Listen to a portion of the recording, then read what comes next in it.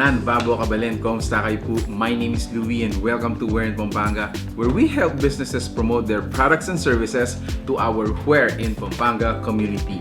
For today's vlog, we would like to thank Sweet Kitchen House of Dessert for sending us 4 boxes of goodies in front of you guys. Every time po na makaka-receive kami ng mga ganitong pagkain, I get, really excited because at the end of the day, so what do we have, right? So we go for desserts. This time, parang I have a higher excitement for the food that we are going to taste test because I love strawberries! Strawberries, and strawberries. But anyway, I'm gonna introduce them to you one by one. Starting off from my right, ito po ang tinatawag nilang Brazo de Mercedes, in a cup. And then this is their strawberry shortcake. Then we also have avocado cheesecake, which is, I think, bago po sa Sweet Kitchen House of Dessert. And then lastly, we have strawberry stuffed donuts. Oh man, I am super excited.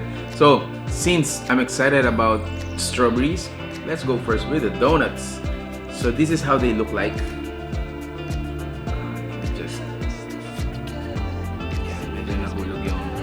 Whoa! Ooh, look at that. Look at that, guys. I love it. I love the smell of, strawberry. And to tell you guys, these are huge strawberries. No? Malalaki yung mga strawberries nila. Okay.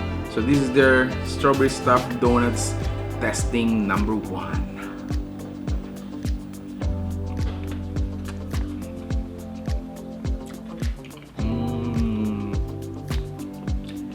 Wow.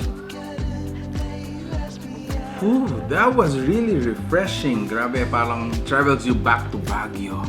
Ooh.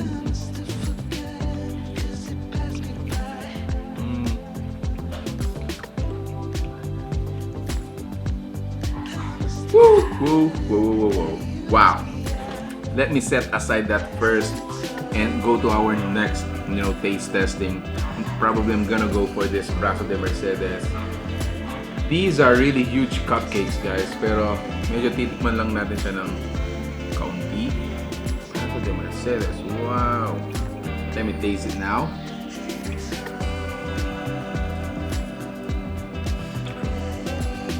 Wow. Ooh, wow.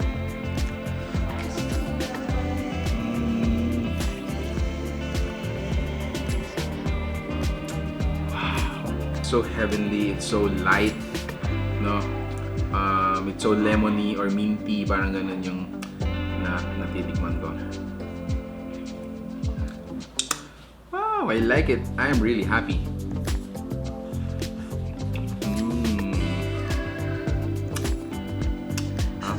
Let me just finish it, no?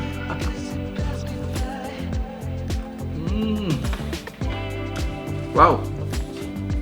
It's not too sweet, guys. It doesn't sting your throat. So I think it's just, well blended. Congratulations. And then next to taste, guys, I wanna taste this one, avocado cheesecake. Yeah, no? So on top of it, you have your pistachio nuts. And then let's discover what's underneath it, no?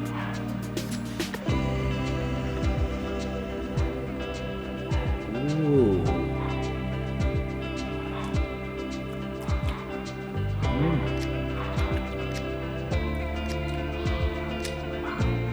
Wow, grabe. It's so fruity. Tamang-tama lang na ito yung pinili ko because it resets sweetness nung Brazo de Mercedes natin. So, this one has, since avocado has parang earthy, fruity taste, it just reset my, palate, my tongue.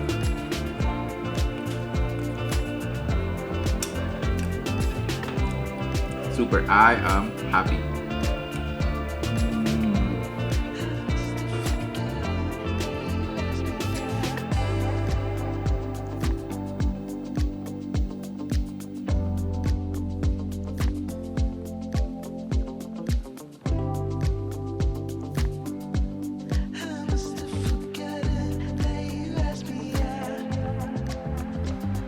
So guys, last to taste before I bid you farewell. Ito po ang kanilang strawberry shortcake. Let me taste another strawberry fruit here.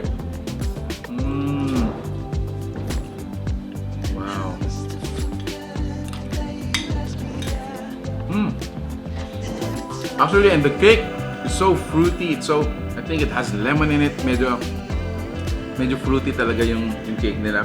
So, guys, if you're interested to check out the food that I just introduced you guys, make sure to go to facebook.com and search for Sweet Kitchen House of Dessert by Karen Pineda. Thank you so much po. I am really happy for the food that they just saw. It's so light. I love the, the fruity taste, and the avocado was just, it was absolutely perfect. Thank you for watching Where in Pampanga. I hope you like this video, and if you do, guys, please give it a thumbs up, share it with your friends. Any reaction will be highly appreciated.